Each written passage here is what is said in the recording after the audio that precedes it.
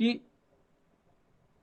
जो राउल्ट का नियम है, ये राउल्ट का नियम क्या कहता है, ठीक है ना, कि जो वाष्पशील पदार्थ हैं, वाष्पशील पदार्थ का मतलब जो वाष्पित हो जाने वाले पदार्थ हैं, है ना, जो ऐसे जो हमारे पास विलयन होंगे, उनमें क्या होगा, वो ध्यान रखना आपको कि एक निश्चित ताप पर क्या होगा, विलयन में उपस्थित जो वाष्पशील पदार्थ होगा, अवयव होगा, उसका आंशिक जो वाष्प दाब होगा वो अवयव के मोल प्रभाज के समानुपाती होगा। मोल प्रभाज के क्या होगा, समानुपाती होगा। ये हमने पढ़ा था, ठीक है ना।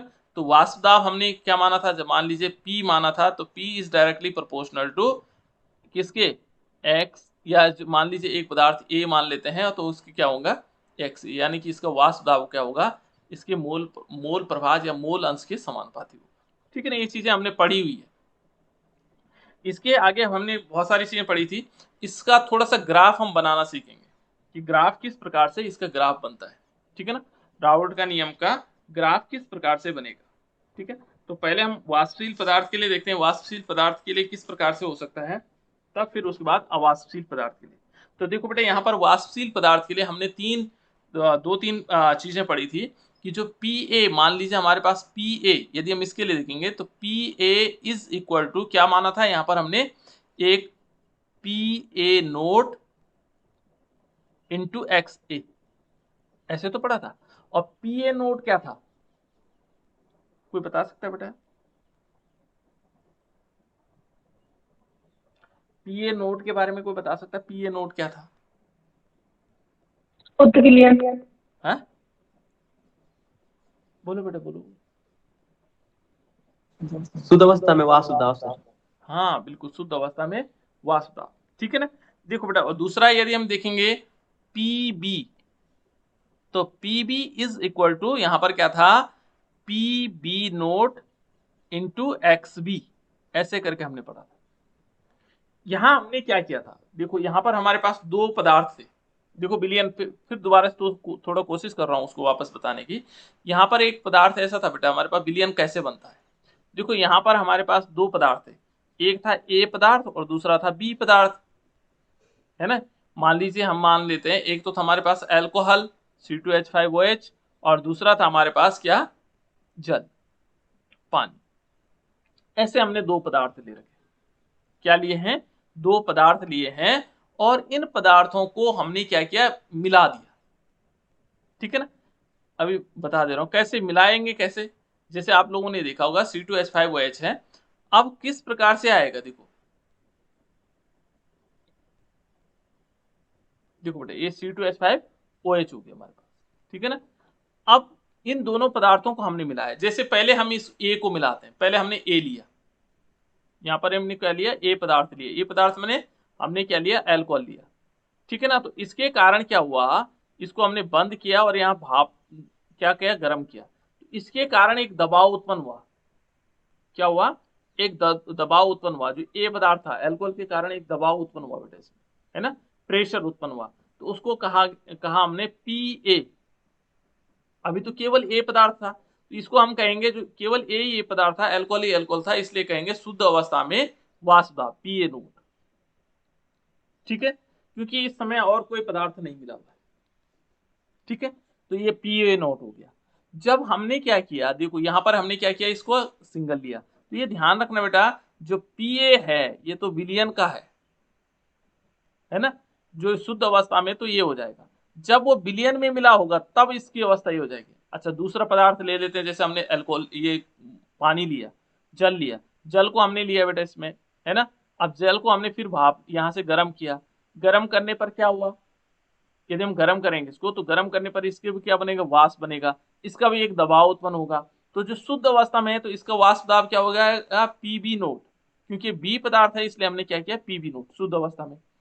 अब हमने क्या किया, इस A और B को दोनों को मिला दिया, इन दोनों के क्या किया, यहां मिला दिया, Pa plus Pb, Pa plus Pb, A और B को मिला दिया। अब ये शुद्ध अवस्था नहीं रहेगी बेटा, ये ध्यान रखना, ये शुद्ध अवस्था नहीं रहेगी, क्योंकि अब शुद्ध क्या क्या हो गया, इसमें दो चीजें मिल गई, ठीक है ना। अब शुद्ध नहीं हो गया, अब हो जाएगा Pa प्लस Pb, है ना, इन दोनों को इसमें मिला दिया। तो अब यदि हम इसका वाष्प दाब देखेंगे, विलयन में इनका वाष्प दाब, ए पदार्थ का विलयन में वाष्प दाब और बी पदार्थ का विलयन में वाष्प दाब, तो उसने कहा था कि मान लीजिए कोई पदार्थ है और यदि हम उस क्या करेंगे, उसका आंशिक व आश्रित दाब देखेंगे तो ये ध्यान रखना होगा वो हमेशा क्या होगा, उसके मोल प्रभाज के समानुपाती होता है। ये तो पढ़ा था हमने। तो हमने सिंपल ये पी क्या हो गया, शुद्ध अवस्था में। तो ये हमारे पास दो इक्वेशन आ गई थी, ये भी हमने पढ़ा था। इक्वेशन नंबर 1 मान लो इसको, इक्वेशन नंबर 2 मान लो। ठीक हो गया, ये इक्वेशन हमारे पास थी। अब हमने क्या किया, इन दोनों को मिला भी तो दिया। जब हमारे पास बिलियन बनेगा, बिलियन कैसे, ये हमने अलग अलग लिखे P A note P A, लेकिन यदि हम क्या करेंगे, टोटल देखेंगे, पी टोटल, तो पी टोटल बराबर क्या होगा, यदि वाष्प दाब टोटल देखेंगे तो क्या होगा, इसको प्लस इसको दोनों को जोड़ देंगे, यानी कि P A plus P B. ऐसे तो किया था हमने। और यदि हमने इसको सॉल्व किया था तो सॉल्व करने के बाद हमारे पास इक्वेशन आई थी बेटा लास्ट में, जो हमने इक्वेशन निकाली थी पिछली बार, वो था एक्स बी, और यहां पर आया था पी, ये मैं पिछली बार की बात कर रहा हूं, P B naught minus P A naught, ठीक है ना, और प्लस क्या था, पी ए, ठीक है ना, पी ए नोट, इस प्रकार से, ठीक है ना। इस प्रकार से इक्वेशन बनी थी जो लास्ट में हमारे पास मिली थी एक इक्वेशन, ठीक है ना, पी टोटल की। तो ये तीन इक्वेशन पर हमने ग्राफ देखना है, इसके लिए हमें ग्राफ बनाना है, ठीक है ना। एक हमारे पास क्या होगा, इसमें हमने एक ग्राफ बनाना, किस प्रकार से बन पाएगा। तो चलो ठीक है, ये तीनों चीजें याद आ गई होगी, इसको तीसरी इक्वेशन मान लो चाहे, ठीक है ना। अब इन पे ग्राफ बनाना बेटा, देखो ग्राफ किस प्रकार से बनेगा, इनको मैं थोड़ा मिटा देता हूं यहां से। देखो जहां समझ में नहीं आएगा वो पूछ लेना आप लोग, ठीक है ना। ये तो याद दिलाने के लिए मैंने आप लोगों को बताया कि ये चीज है, यहां तक तो समझ में आ रखा था आप लोगों का। किसी को कोई प्रॉब्लम है बेटा, किसी को कोई प्रॉब्लम तो नहीं है इससे संबंधित।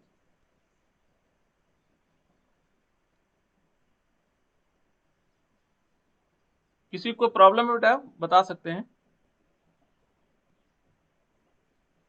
चलो,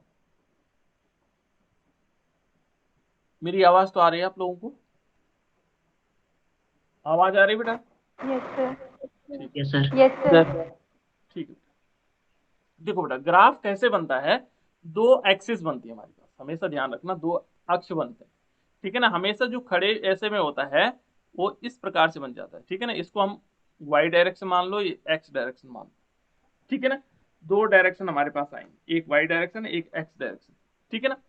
यहां यदि हम देखेंगे तो ये वाई डायरेक्शन है, ये क्या है, वाई डायरेक्शन है, और ये एक्स डायरेक्शन है। यहां दो चीजों का ध्यान रखना, क्या चीजें किसके पे बेस्ड बनेगा। पहले जो हम लेंगे वो एक्स ए लेंगे, ये देखो यहाँ पर इस पहले वाली लाइन के लिए हम ग्राफ बनाने की कोशिश करते हैं। जो पहला है P A is equal to P A naught into x ए।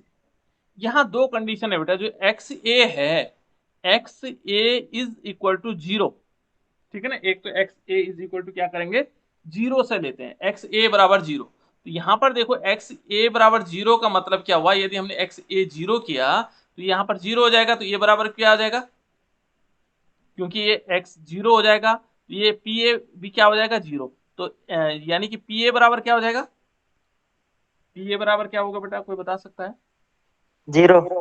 हाँ राइट, देखो पी ए बराबर जीरो, ये मान लीजिए पी ए का हमारे पास ग्राफ है ऊपर की तरफ, और ये किसका है बेटा, ये एक्स ए का है जो नीचे की तरफ है। हमने यहाँ पर क्या लिया, यहाँ पर लिया, हमने लिया X A is equal to zero. दो कंडीशन लेते हैं हम, है ना। पहली कंडीशन है x A is equal to zero, तो हमारे पास एक्स ए बराबर क्या हो गया, जीरो, ठीक है ना। हमने एक्स ए इक्वेशन कौन सी है, फर्स्ट वाली इक्वेशन है, उस इक्वेशन के लिए हमने क्या किया, एक्स ए बराबर क्या लिया, जीरो लिया। एक्स ए बराबर क्या लिया बेटा हमने, जीरो, ठीक है। समझ में आ गया, नहीं आया, आया कि नहीं आया पहले मुझे बताओ। देखो इस इक्वेशन को, जो हमारे पास इक्वेशन है ये है पी ए, देखो P A is equal to P A naught into x A, ठीक है ना। तो x A is equal to हमने जीरो, इसकी जगह जीरो लिया तो इसके साथ जीरो का गुणा हुआ तो जीरो हो जाएगा, तो पी ए बराबर क्या हो जाएगा, जीरो। तो यानी कि जो पी ए होगा वो यहाँ पर जीरो होगा, यहाँ से देखो यहाँ से शुरू होगा, कहाँ से शुरू होगा, यहाँ से पी ए की जो वैल्यू होगी, ये पी ए है, ये ग्राफ कहाँ से शुरू होगा, यहाँ से एक्स ए के लिए क्या होगा, जहां पर हमने एक्स ए लिया वो यहाँ आ जाएगा। दूसरा हमारे पास है बेटा, देखो X A is equal to हमने 1 लेना है, तो x A is equal to 1, तो 1 हमने मान लीजिए यहाँ पर लिया, हमने एक्स ए 1 लिया, तो x A is equal to हमने लिया 1, ठीक है ना। तो जब हम X A is equal to 1 लेते हैं तो पी ए बराबर क्या होगा, 1 नहीं पी ए पी बराबर 1 नॉट है, पी नॉट। हाँ, ये एक्स ए तो हो जाएगा बेटा 1, ये हो जाएगा 1, और पी ए नोट का हम जब गुणा 1 से करेंगे तो पी ए नोट ही होगा, होगा कि नहीं होगा। पी ए बराबर क्या होगा, पी ए नोट के बराबर, पी ए बराबर क्या हो जाएगा, पी ए नोट के बराबर। तो मान लीजिए, क्योंकि हाँ हमारे पास दिखाई नहीं दे रहा कहीं पर यहाँ, तो हम मान लेते हैं यहाँ पर एक पॉइंट ले लेते हैं पी ए नोट, क्या ले लेते हैं, पी ए नोट ले लेते हैं। देखो ये पी ए नोट लिया हमने, तो यहाँ पर मान लेते हैं पी ए यहाँ पर है, ये इसको पी ए को हम यहाँ ले लेते हैं थोड़ी देर के लिए ना, क्योंकि उसी के बराबर है, तो ये दोनों बराबर की साइड में आ जाएंगे। जब दो बिंदु आ जाते हैं तो उसमें हम क्या कर सकते हैं बेटा, उसमें ग्राफ खींच सकते हैं। देखो ये ग्राफ आ गया इस प्रकार से, इस टाइप से ग्राफ आ जाएगा, आ गया कि नहीं आया, ठीक है ना। ये ग्राफ हमारे पास आ गया, और ये लाइन, क्योंकि ये लाइन सीधी यहाँ आएगी, इससे थोड़ा मेरा हाथ टेढ़ा हो गया, तो कोई बात नहीं, यहाँ से सीधे आप इसको मान के चलिए ये एक्स ही पे, ठीक है ना। अब ये ऐसा ग्राफ बन जाएगा। अब इस दूसरे वाली लाइन के लिए देखो बेटा, दूसरे जो इक्वेशन है इसके लिए ग्राफ बनाते हैं। देखो दूसरी इक्वेशन है, दूसरी इक्वेशन क्या है कि P B is equal to P B naught into X B. फिर हम क्या करते हैं, फिर उसी को ले लेते हैं। यहां पर ये ध्यान रखना है कि एक्स बी, ये ध्यान रखना बेटा, यहां पर क्या होता है, जब ये इक्वेशन आती है ना, ये वाली ऊपर वाली इक्वेशन, यहां ये ध्यान रखना है कि P A naught is greater than P B naught. ये वाली इक्वेशन तब आती है जब पी ए नोट ज्यादा होता है किससे, पी बी नोट से, ठीक है ना।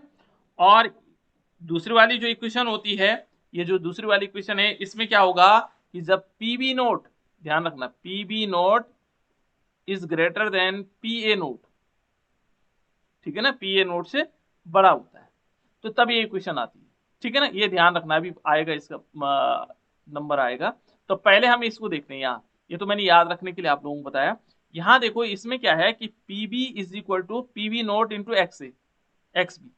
अब इसमें क्योंकि हमने दोनों ग्राफ इसी में बनाना, तो यहाँ पर ले लेते हैं X B is equal to 1, X B is equal to 1। यहाँ ध्यान रखना, अभी हमने पी ए नोट लिया था ना ये वाला, इसको मान लीजिए पीवी में मान लेते हैं इसको, अभी क्या ले लेते हैं, पीवी ले लेते हैं, क्या ले लेते हैं इसको, पीवी, ठीक है ना। और इसको ले लेंगे एक्स बी, पहले हमने एक्स ए लिया था इसको, अभी हम एक्स बी ले रहे हैं इस वाली लाइन को, ठीक है ना, इसी से बनाते हैं। तो यहाँ पर देखो, यहाँ पर क्या है, X B is equal to 1। अब X B is equal to 1 ले लेंगे, तो X B is equal to 1 कैसे आएगा, देखो एक्स बी 1, यदि हमने 1 लिया इसको, तो यहाँ पर क्या होगा, पहले X B is equal to 0 ले लेते हैं, क्या ले लेते हैं, X B is equal to 0 से शुरू करते हैं, देखो 0 से, है ना। तो X B is equal to 0, तो यहाँ पर एक्स बी जब हमने 0 लिखा, देखो बेटे एक्स बी 0 लिखेंगे तो ये भी क्या हो जाएगा 0, तो यानी कि पी बी क्या हो जाएगा, पी बी क्या होगा, 0 हो जाएगा बेटा। देखो यदि ये 0 होगा, एक्स बी 0 हो जाएगा, तो ये गुणा करेंगे तो सब 0 हो जाएगा, तो पी बी क्या होगा 0। तो 0 के लिए हमेशा कहाँ से शुरू होता है, नीचे से, याद पे देखो यहाँ पर ये पॉइंट आएगा 0, यहाँ से शुरू होगा, 0 वाला पॉइंट यहीं से तो शुरू होगा, ठीक है ना। अब हमने दूसरा वाला पॉइंट लिया कि जहां पर X B is equal to क्या लिया हमने, 1। तो ऐसी कंडीशन में क्या हो जाएगा, एक्स बी यदि 1 आ गया तो P B is equal to क्या हो जाएगा, पी बी नोट के बराबर हो जाएगा। P B is equal to क्या होगा, पी बी नोट। अब पी बी नोट कहाँ होगा, देखो यहाँ पर तो ये तो ठीक हो गया, ये तो एक्स, ये पी बी नोट कहाँ होगा, तो ये कहता है पी बी नोट, जो पी बी होगा वो पी बी नोट के बराबर होगा। लेकिन यहाँ पी बी नोट हमने क्या कर रखा है, ये कह रखा है कि पी बी नोट जो है ग्रेटर होता है पी ए नोट से। तो हमें ये मान के चलना है कि यहाँ पर इधर कहीं नीचे की तरफ थोड़ा छोटा होगा ना पी ए नोट, यहाँ पी ए नोट से कम होगा। देखो पी ए नोट यहाँ ना, ये देखो पी ए नोट यहाँ पर है, तो कम से कम हमें नीचे लेना पड़ेगा इसको, कहाँ लेना पड़ेगा, नीचे, थोड़ा छोटा है ना। अब देखो बेटा इसमें हम यदि इसको जोड़ेंगे तो इस प्रकार से ग्राफ बनेगा ऐसे, ठीक है ना। ये किसका हुआ, ये वाला था पी ए का, ये वाला जो ग्राफ बना हमारा पास वो किसका बना, पी ए का, इधर की तरफ। ये वाला किसका बना, पी बी का, ठीक है ना, ये वाला ग्राफ। अब यदि हम इन दोनों को मिला दें, इन दोनों ग्राफों को मिला दें, ये देखो, ये जब हम मिला देंगे इसको तो ये मालूम क्या बनेगा, ये बनेगा पी टोटल का, पी टोटल का। इन दोनों को जो मिला देंगे वो क्या हो जाएगा, पी टोटल का हो जाएगा। ठीक है बेटा, तो इस प्रकार से हम इसमें ग्राफ बना सकते हैं। यहाँ दो कंडीशन लेनी है और इस टाइप से हमारे पास एक ग्राफ बन जाएगा। तो ये है वाष्पशील पदार्थ के लिए, वाष्पशील विलेय युक्त पदार्थ के लिए राउल्ट के नियम के लिए ग्राफ। ठीक हो गया, हुआ कि नहीं हुआ?